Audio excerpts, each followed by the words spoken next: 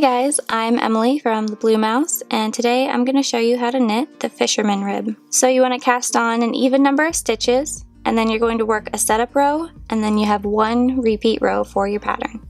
So you'll want to start out with a setup row of a knit 1, purl 1 repeat. So you work that across your setup row, and then you turn your work, and you can begin working your repeat row. So you're going to repeat a knit 1 below, followed by a purl 1, all the way across your row.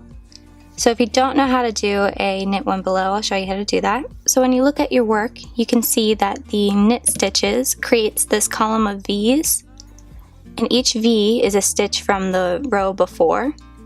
So you're going to go into the hole below your stitch, not your actual stitch. I would be going into this hole here, which is the stitch below your knit stitch, and that is a knit 1 below. So I'll show you how to do that. So it's a little bit trickier on your edge stitch, but you can see that there is a hole below your stitch, which is right here. So you're just going to go into that instead of your regular stitch. So go into the hole below, yarn over, and pull that through. And then you can slide your knit stitch off your needle, and you've knit 1 below.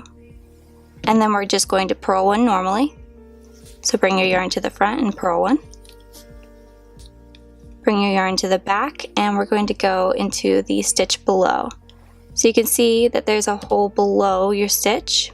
So this is your stitch right here, what you would normally be going into, but you're going to go into the hole below it, right here. So take your needle and go into the hole below, yarn over and pull that through, and then you can slide that off your left-hand needle, and then you're just going to purl 1.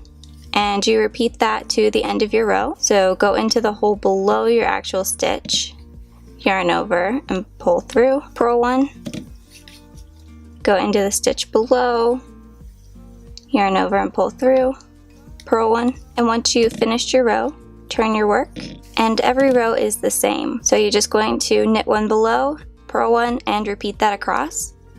Thanks for watching, guys. If you want to see more videos, please like and subscribe.